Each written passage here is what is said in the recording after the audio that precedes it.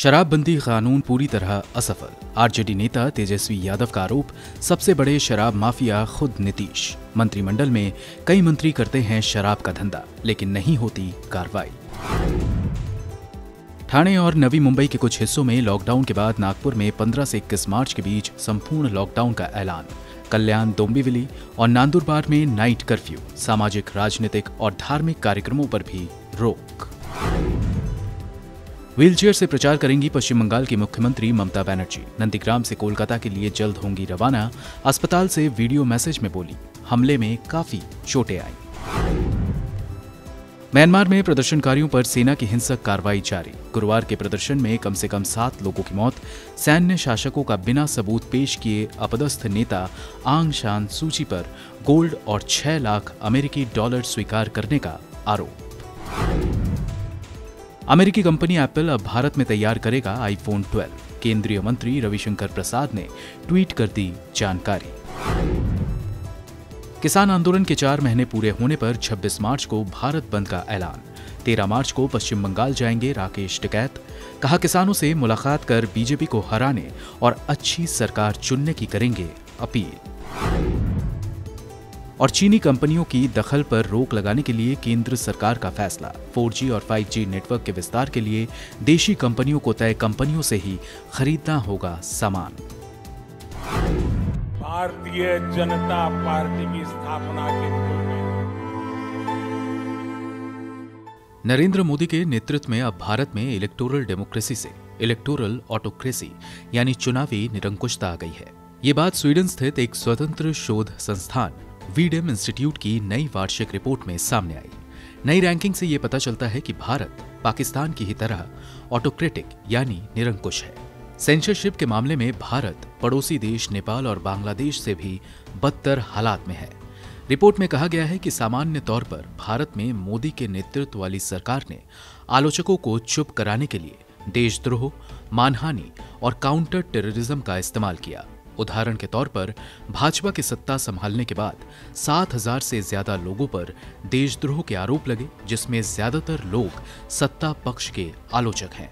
गौरतलब है कि वीडेम इंस्टीट्यूट की ये रिपोर्ट अमेरिकी थिंक टैंक फ्रीडम हाउस की उस रिपोर्ट के बाद आई है, जिसमें भारत को स्वतंत्र से आंशिक स्वतंत्र देशों की लिस्ट में शामिल कर दिया गया है। फ्रीडम हाउस की रिपोर्ट में यह बताया गया था कि नरेंद्र मोदी के नेतृत्व में भारत अब सत्तावाद की तरफ बढ़ रहा है।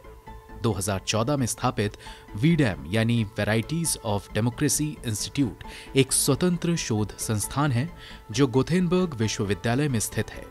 संस्थान दुनिया भर के देशों में लोकतंत्र के हालात का आकलन कर हर साल एक रिपोर्ट प्रकाशित करती है। बुधवार को स्वीडन के उप विदेश मंत्री रॉबर्ट रिडबर्ग के मौजूदगी में संस्थान ने ऑटोक्रेटाइजेशन टर्न्स वायरल नाम से डेमोक्रेसी रिपोर्ट 2021 जारी की। रिपोर्ट में कहा गया है कि एक बड़ा बदलाव ये है कि 1.37 अरब की आबादी वाला दुनिया का सबसे बड़ा लोकतंत्र इलेक्टोरल ऑटोक्रेसी में बदल गया। वीडेम इंस्टीट्यूट ने अपनी नई रिपोर्ट में बताया है कि भारत की सत्तारूढ़ सरकार पहले मीडिया और सिविल सोसाइटी पर हमले करती है और विरोधियों का अपमान और गलत सूचनाएं फैलाकर समाज का ध्रुवीकरण करती है। भारत की लगातार गिर रही रैंकिंग के जिक्र के साथ कहा गया है कि भारत पिछले 10 सालों से उन थर्ड वेव देशों में शामिल रहा जहां लोकतांत्रिक मूल्यों में क्रमिक गिरावट देखी गई। भारत उन देशों की लिस्ट में शामिल रहा है जहां लगातार मीडिया, एकेडमिशियन और सिविल सोसाइटी की स्वतंत्रता पर हमले किए गए। रिपोर्ट में बताया गया है कि भारत में ऑटोक्रेटाइजेशन यानी निरंकुशतावाद तब और तेजी से बढ़ा जब भारतीय जनता पार्टी ने अपने हिंदू राष्ट्रवादी एजेंडे का प्रचार किया। रिपोर्ट में बताया गया है कि भारत की लिबरल डेमोक्रेसी 0.34 दर्ज की गई है, जो 2013 में 0.57 के मुकाबले सबसे निचली रैंकिंग है। यानी लिबरल डेमोक्रेसी इंडेक्स 0.1 के स्केल पर 23% पॉइंट की गिरावट। भारत के अलावा इस लिस्ट में हंगरी, तुर्की, सर्बिया, बेनिन और बोल्विया जैसे देश शामिल हैं। रिपोर्ट में पिछले 10 सालों के हालात पर चर्चा की गई है। रिपोर्ट के मुताबिक पिछले 10 सालों में इलेक्टोरल ऑटोक्रेटिक देशों में रहने वालों की तादाद 48% से 68% पर पहुंच गई है। यानी दुनिया की करीब 1/3 आबादी इलेक्टोरल ऑटोक्रेसी में रह रही है। ऐसे देश जहां अभिव्यक्ति की आजादी पर खतरा बढ़ रहा है, 2017 में 19 के मुकाबले इसकी संख्या 32 हो गई है। इनके अलावा दुनिया भर में निरंकुशतावाद तेजी से बढ़ रहा है और दुनिया की 34% आबादी पर इसका खतरा है। ब्यूरो रिपोर्ट, गो न्यूज़।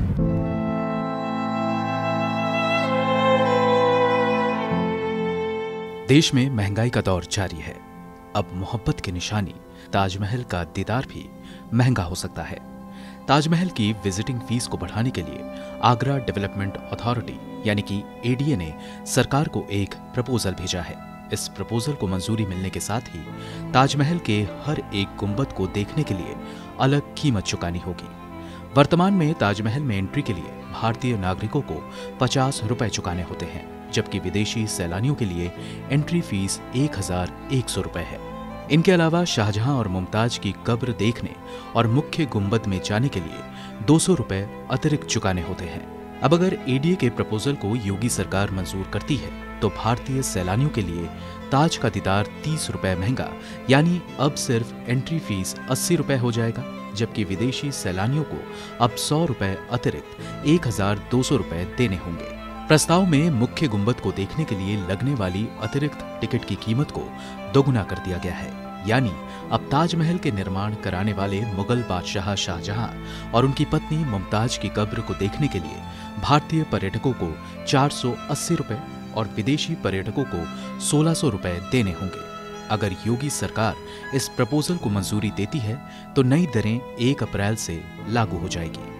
2 साल पहले भी ताजमहल समेत सभी स्मारक इमारतों के टिकट के दाम बढ़ाने का प्रस्ताव दिया गया था, जिसे राज्य सरकार ने मंजूर नहीं किया था। ऐसा पर्यटन उद्यमियों के विरोध के मद्देनजर किया गया था।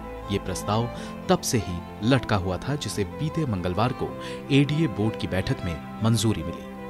इससे पहले भारतीय पुरातत्व विभाग की ओर से दुनिया के 7 अजूबों में शामिल ताजमहल में सैलानी कितना समय बिताते हैं, इस हिसाब से भी टिकट के दामों में बदलाव किया जा चुका है।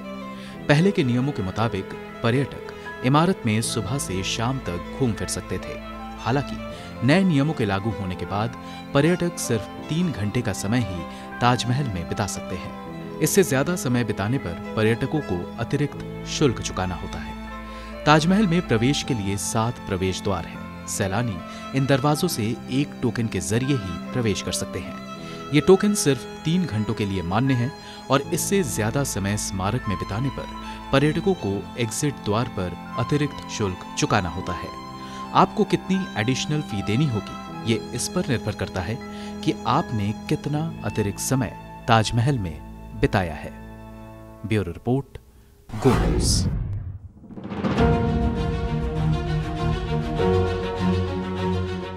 केंद्र के कृषि कानूनों के खिलाफ आंदोलन कर रहे किसानों के प्रदर्शन को 100 दिन से ज्यादा हो चुका है। इस मौके पर बीते दिनों किसानों ने काला दिवस के रूप में मनाया। अब किसानों ने आंदोलन के 4 महीने पूरे होने पर 26 मार्च को भारत बंद का आह्वान किया है। बुधवार को किसान संगठनों ने यह अपील की है कि शांतिपूर्ण बंद सुबह से शाम तक प्रभावी रहेगा।